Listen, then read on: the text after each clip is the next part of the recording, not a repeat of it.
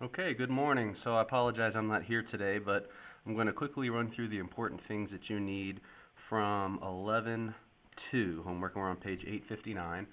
And a couple things that you should hopefully know by now after doing 8.1, and that is anytime we have exponential decay, our graph is going to be coming down, and exponential growth creates a graph that increases rapidly over time. And all of these equations follow this a times b to the x power model, where a is our initial and b is our base of what we're multiplying over and over again. So real quick, look through these and make sure that you can identify an exponentially growing or exponentially decreasing graph. So you can stop the video here and do that. Based off what you should know by now, the base being greater than the number 1 will always create growth. The base, however, being between 0 and 1 will create decay, because we're going to be multiplying by less than 1 right here. Then we will be getting smaller. So this graph right here coming down will be an example of decay. Let's see, this graph will be decay, and this graph will be decay, because all these models are going from the left to right decreasing. And over here from left to right going up, this will be growth, growth, growth. If you look at these equations, all of these, by the way, the base will always be the value that is being raised to the x power. So here my base is 2/3 because it's being raised to the x power. Notice I do not have an a value. That means a has to be 1, because 1 times 2/3 is just 2/3. So we're looking at the 2/3. This again, because 2/3 is less than 1, this would be an example of decay. This, my base is 10, so this would be a growth model. 1.5 is bigger than 1, so this is again growth. 0.1 to the x power, that's less than 1, so that's decay. 3 to the x power is growth, 3 is bigger than 1. And 1/3 is less than 1 to the x power, this again would be decay. So a couple things you need to know about this. For all growth models, our graph is going to look something like this at all times. Okay? And you need to understand that there is a horizontal asymptote. Hopefully you remember that from a long time before. An asymptote is a value that the graph wants to get to, but it never actually gets to. It will be at y equals 0. And you can see here for all of these, this is a decay function, but this graph wants to touch 0, but it won't get there. This is a growth function. Graph wants to touch 0, but it won't get there. A horizontal line is a y equals, so it's y equals 0. This is called our asymptote. And this is true both for growth and decay. They will both have that y equals 0 asymptote. Okay? For all of these, the domain will be all real numbers. You could also write it from negative infinity to positive infinity with parentheses around it. That's another way to write it. It means the same thing. Our range for both of these will go from 0 forever up. Remember, range goes up and down. We can't get any numbers down here below the graph. So our range goes only from 0 to positive infinity. And it never touches 0, so we put a parentheses. If it had touched 0, we would put a bracket. But we can't really see it touching 0. It's just kind of pretend getting there, hypothetically getting there. It can't actually touch this asymptote. We also need to know, we need to know that for all exponential models, we have what's called an end behavior. Hopefully remember that from a long time ago. And that always says, as x approaches negative infinity, or as x approaches positive infinity, what does our graph do? Well, as x approaches negative infinity for growth, let's see, here's a growth. X going to negative infinity means going to the left. Well, it looks like this graph wants to get to 0. It can't go to negative infinity because that's a y value. The y values are edging around this place to getting to 0, so we're going to say y wants to go to 0. But as x's get bigger and bigger and bigger and bigger, our range goes way through the ceiling, so that's going to be positive infinity. It's the exact opposite for decay. So on decay, let's see, here's a decay graph. As x's get smaller on the left, the graph goes up. So that means as x's get smaller, y's get bigger forever. And as x's get bigger, y's come down.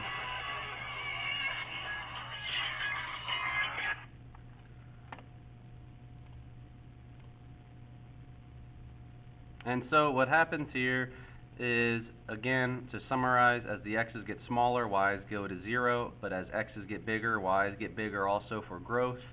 As x's get smaller on decay, here's a decay model. As x's get smaller, y's get bigger. But as x's get bigger, y's are getting smaller down here. So these are some things that you need to know about end behaviors, domains, and ranges for all of these functions. Okay? We're going to do a couple problems here that you need to know these specific equations. And these equations are very important. This is called compound interest, and interest happens when you go to the bank, for example, or when you borrow money from the bank. And this is the important equation. What you need to know here is that A stands for the amount that you will have at the end, your final amount. Final amount over there for A. P stands for your principal, what you start with, kind of like your A value. And R, you should know from middle school, stands for your rate percentage. And T is going to be the time that you borrow money or you have money in the bank. Okay? So in this situation, you are going to have $500. That starts as your principal. And you're going to put it in a bank that offers 6%. Now, it's very important to know that your rate as a percent, you have to make a percent a decimal. So remember, it's always out of 100. You can just divide 6 by 100 in the calculator, or you can remember move the decimal 2 places back. So that would be the value of 0.06. And in this case, it says T years, and just write a generic equation. So our equation is going to be A equals P, 500. 1 plus R is going to be our rate, 0.06. And since it's T years, we're going to put a T right there, and that becomes our generic equation for this problem. We're going to end up putting in T's here and figure out what's going on. So calculate the amount of money Helen's savings at the end of 1 year. Well, this is now a time value. T equals 1. So that would be this equation, 1 plus 0.06 to the first power. And we can come over to our calculator, and we can type that in exactly, 500. Parentheses 1 plus 0.06 raised to the first power, and we get $530. So she'll have after 1 year an additional $30 in interest. So a total of $530 in the account. What about 5 years? Well, 5 years we're going to come do the same exact thing. 500 parentheses 1 plus 0.06. Now we're going to raise it to the 5 power. And what we can do is we can go back up here and grab this and change this from a 1 to a 5. And now we can see that she is going to get $669.11. Very important when we're talking about money round to 2 decimals because money is 2 decimal places after the 0. And finally, what if she wants to do it in 6 months? She wants to get compounded interest. Now this is very important because this problem is set up per year. And this is actually the better equation you need to know. So this equation that we had earlier up here is not entirely accurate. It's slightly different. But if you want to give interest for 6% for years, but you're going to do it every 6 months, you can't give 6% in 6 months and then another 6% 6 months later to make a total of 12% in a year. Because that means you're going to be paying them a lot more interest. So what you're going to do is you're going to take your interest rate and you're going to divide it by however many times a year you do it. Well, 6 months happens twice a year. So we're going to divide that by 2. So what happens is our real equation that you need to memorize, or know, not have to memorize it, but just be able to use it, is principal 1 plus, we're going to do the rate divided by n. And then we're going to raise that to the nt power. And this is very important that n now is going to be the number of times you receive or get compounding interest. Number of times that interest will be compounded. And in this case, we'll be doing it twice in a year. So our real equation is 500, 1 plus the rate divided by 2, because we're going to give interest twice in a year, times the 2 t power.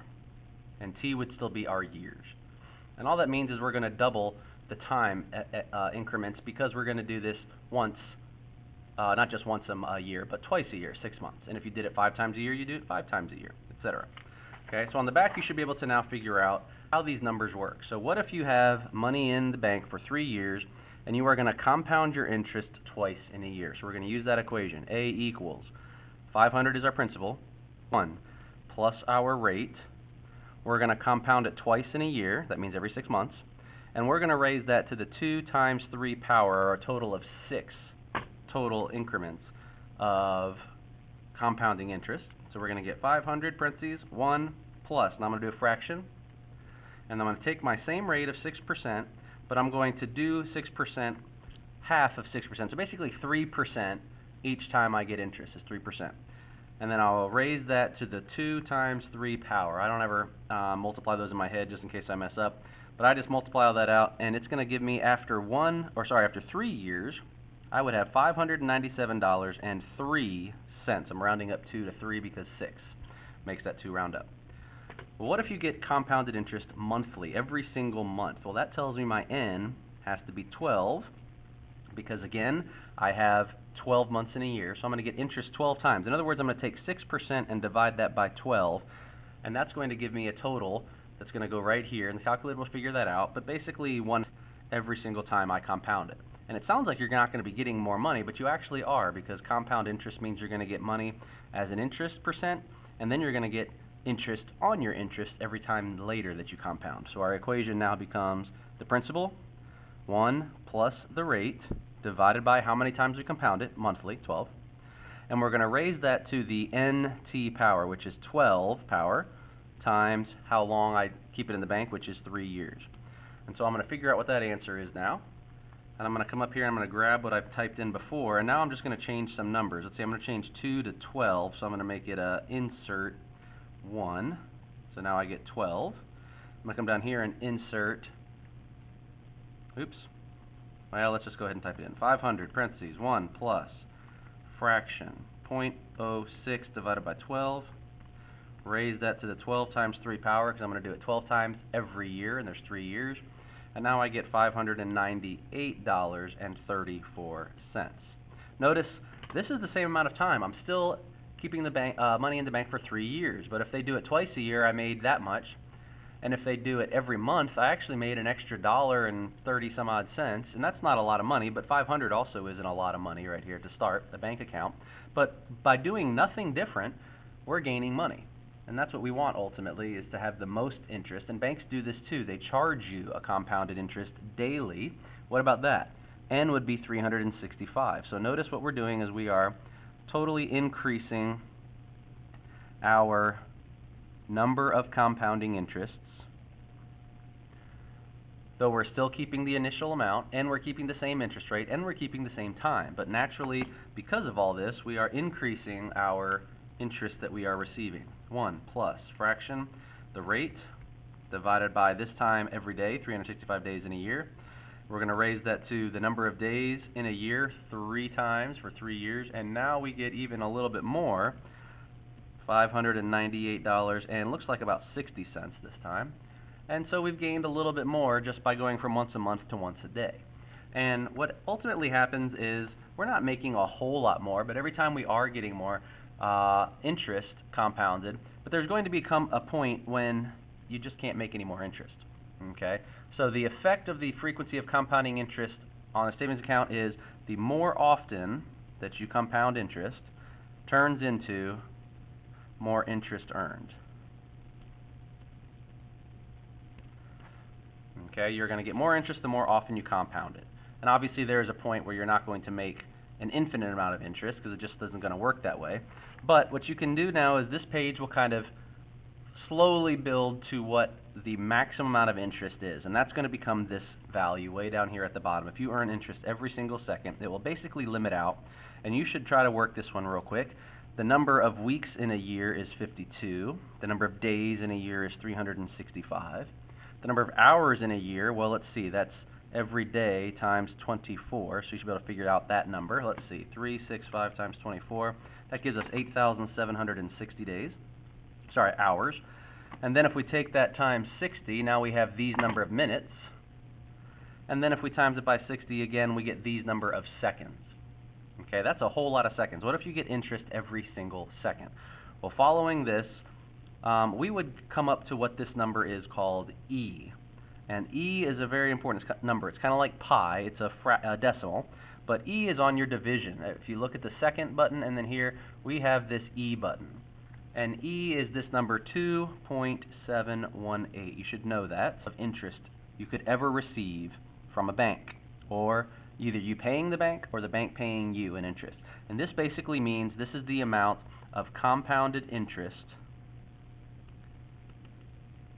the maximum value that you can ever receive for compounding interest is right there. Okay, so we use this E number when we talk about things growing at the fastest rate possible. Okay? And you can again fill out this table to figure out where that comes from. You're going to see at this value you're going to get really close to 2.718, and even every minute you're going to get really close to 2.718 as well. But we can use that now for this right here on problem 4. Because right here we have exponential growth, and exponential growth is actually the fastest growth possible as well, because what happens is people are being born more quickly than people are actually dying. And I know that sounds very morbid, but that's the truth. And that's why we have what's called exponential growth in terms of populations.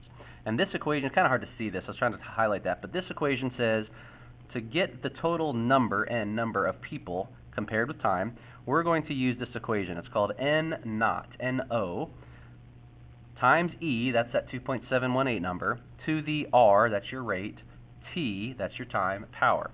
And this just means your initial amount. It's just like your principal or your a value from exponential before. So don't worry about that. N0 means the first number, n number. E is just your E button on your calculator. Don't do anything other than type your E button. R becomes your rate, T becomes your time. So all of these means your initial amount, like your principal, your rate, the time, and N of T would be the answer that you get after doing all of these things. Okay? E is used as the base because this is the maximum compounding interest possible.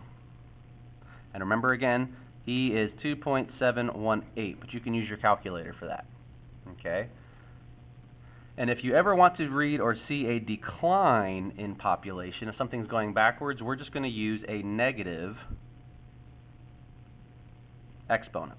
And I'll work a problem like that in just a second. You just go backwards. Okay?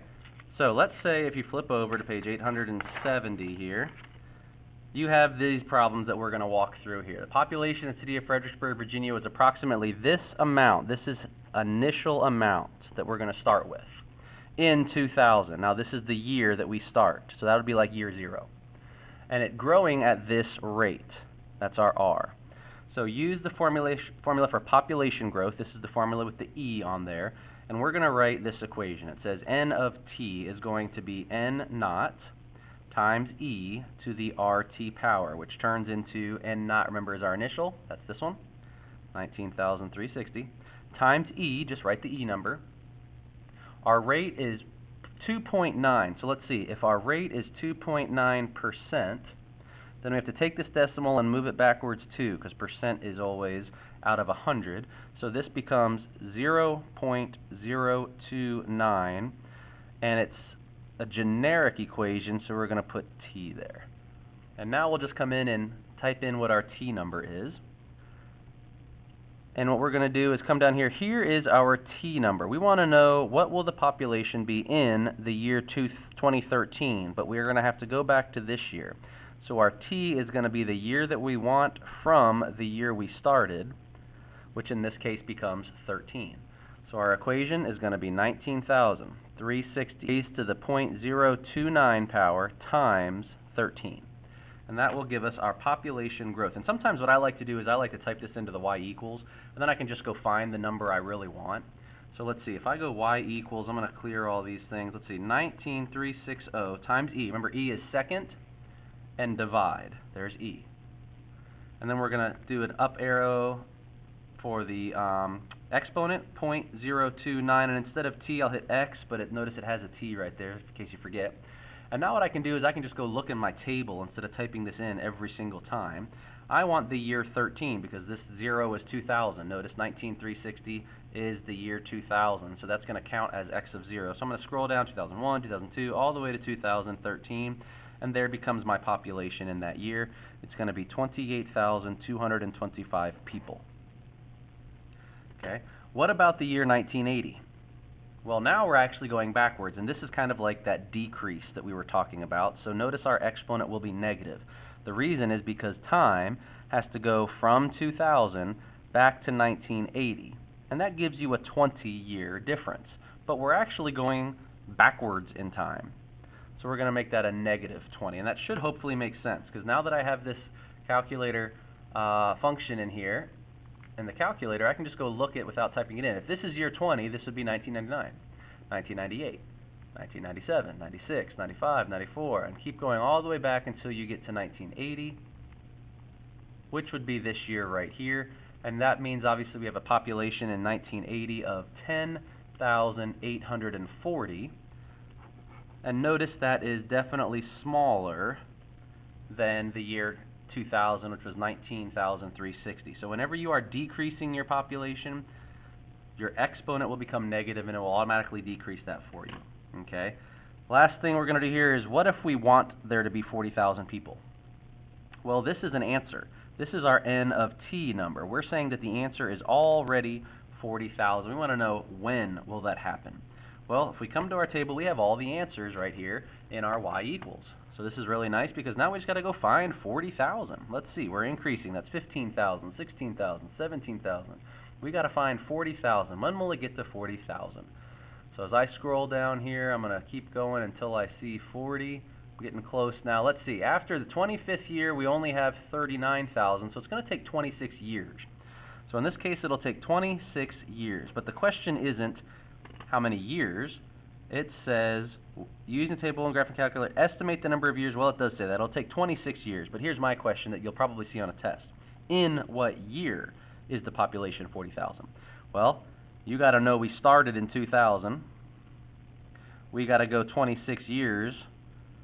So we get a total of 2026. The year 2026 will actually be when we have 40,000 people. Okay, so this is a new equation. You need to know all these equations. So just to summarize real quick, y equals a times b to the x is our basic exponential model. If you're doing compounding interest, the equation is a equals p, 1 plus my rate divided by n to the n times t power.